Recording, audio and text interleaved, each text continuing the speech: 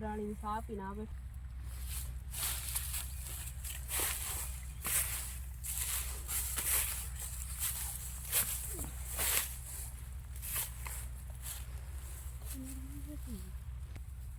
नहीं आ रही पूरी वीडियो देख सकती। धान की फसल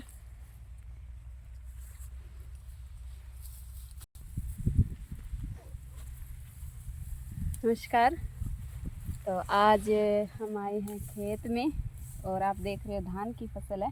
इसकी मैंने खुशबू ली। ये जो धान है ये नर्मदा के नाम से जाना जाता है, जिसमें बीच में जो अलग से बोई जाती है फसल और साइड में अलग से, जैसे जो लंबाई में होते हैं उनको नर चावल बोलते हैं और जो छोटा होता है कद में उसको मादा चावल बोलते हैं। और इसकी कटाई बुआई सब दोनों की अलग अलग होती है और इसकी खुशबू भी नहीं है, क्योंकि हमारे पहले यहाँ खेत में बासमती चावल और ये 2111 किस्म का चावल और उसके साथ साथ पंजाब रत्ना भी बोलते हैं, फाजिल का भी बोलते हैं, कई तरह की किस्मों के धान लगाते थे। लेकिन ये अभी 7-8 सालों से नर्मदा की एक और किस्म आई है, जिसका ज़्यादातर आज मैंने देखा कि वो रखी है लोगों ने। और इस तरफ शायद जो थी आप देख रहे हो, ये हमारी भाषा में इसे पराली बोलते हैं और वैसे इसको चावल का भूसा बोलते हैं हिंदी में कुछ लोग।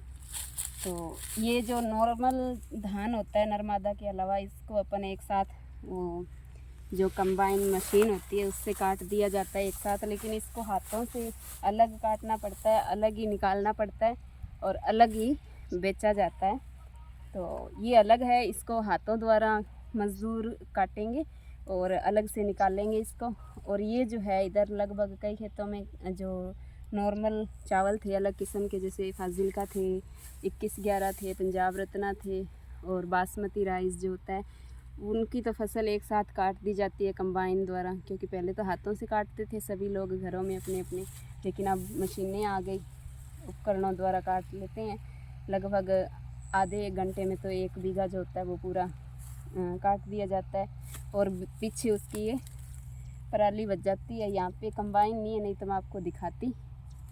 पहले हम जब छोटे छोटे थे खेत में उस कंबाइन के पीछे घुमा करते थे और बहुत अलग ही सुकून होता था। और ये जो पराली आप देख रहे हो ना, इसको जैसे पहले हाथ से हम निकाला करते थे गेहूं को, इसको चावल को, धान को एक ड्रम या फिर मिट्टी की इतनी बड़ी थड़ी बनाकर उस पर चावल को हाथों से पीटते थे और वो झड़ जाता था, दाना अलग हो जाता था और जो भूसा है पराली है वो अलग हो जाती थी।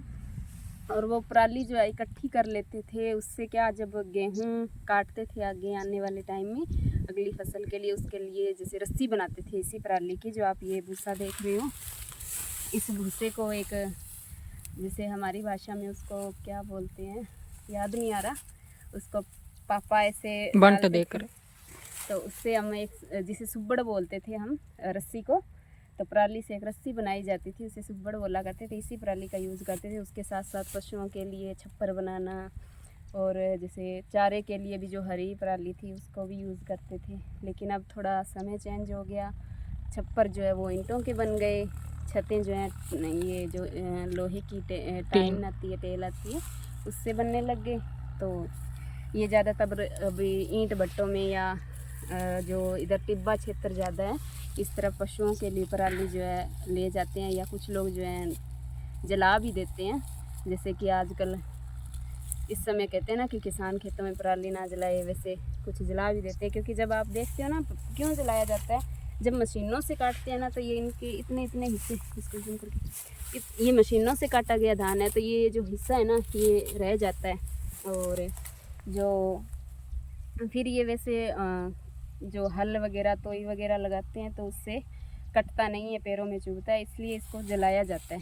तो इसे जलाने से ये भी है ना, जो ऊपरी जो जैसे क्या बोलते हैं, कीटाणु बोलते हैं उनको, जो कीट होते हैं जो ऊपरी फसल को ख़राब करते हैं, वो इसके साथ जल भी जाते हैं। और फिर इसको हल वगैरह तोई वगैरह लगा करके दोबारा से ज़मीन को सही करके फिर इसमें गेहूं की, ज़्यादातर इधर गेहूं की फसल लगाते हैं और फिर वो फसल लगाई जाती है।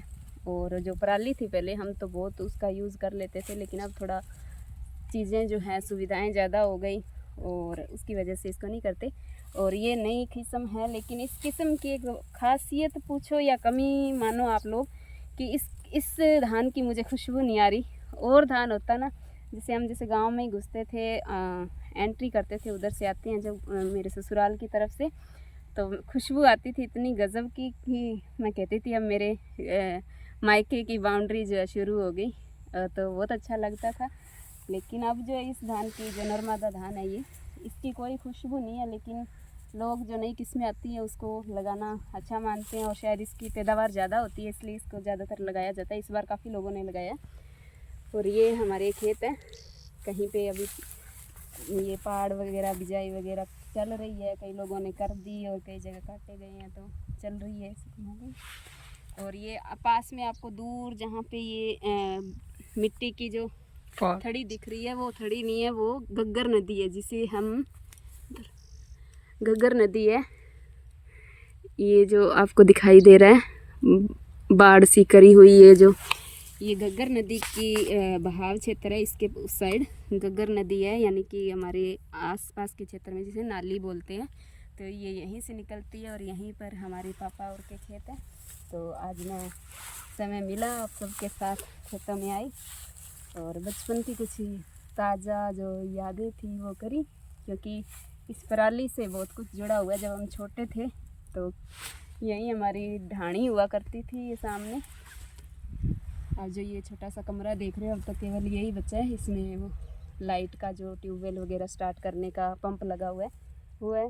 और यहाँ पे ढाणी हुआ करती थी। बड़े जो पापा जी हैं वो यहीं रहा करते थे, पूरी फैमिली। और हम भी फसल कटती थी तब यहीं रहते थे। और जो ये पराली होती थी, और यहाँ पे जो बाढ़ के लिए अब तो ये आप देख रहे हो ना, करंट वाली तारें लग चुकी है। उस समय नहीं थी, उस समय वो कांटे वाली तारें आती थी और उसके साथ साथ उनको जैसे अलग अलग छोटी छोटी लकड़ियों द्वारा बाढ़ की जाती थी, भी पशु वगैरह ना घुसे फसल में। तो वो सब उतार देते थे और हम वो लकड़ियाँ इकट्ठे करके, मोटी मोटी लकड़ियाँ होती थी, उनको इकट्ठा करके ऐसे पराली से बांध देते और पराली से ही हम एक अपना अलग सा घर बनाते। बहुत मज़ा आता था उस समय, वो खेल अलग ही था।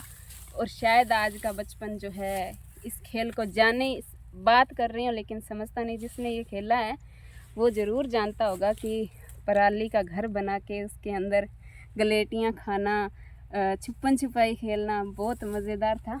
तो हम लगभग 4 बड़े पापा के बच्चे, मेरे बड़े भाई बहन और 3-4 हम थे, और भी आ जाते इधर उधर। पड़ोस में काफ़ी ढाणियाँ हुआ करती थी। अब लोग ज़्यादातर गांव में चले गए, आसपास के बच्चे भी हम खूब खेला करते थे।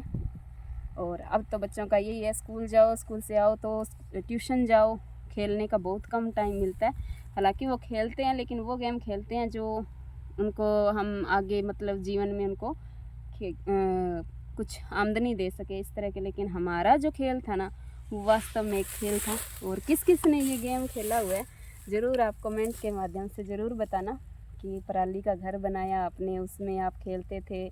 शाम तक होते होते कभी इतने कोई छुप कर बैठ जाता था, हमें ढूंढने में भी दिक्कत होती थी। पूरा मतलब हम लगभग एक जैसे बीघे की 5-6 क्यारियाँ होती थी, तो उससे एक क्यारी में लगभग हम 7-8 ऐसे रूम से बना लेते थे। डांट भी बहुत पड़ती थी, पर उस डांट में भी एक अलग मज़ा था। वो बचपन तो हमारा ही बचपन था, शायद किसी का ऐसा हो। तो आप बताइएगा ज़रूर।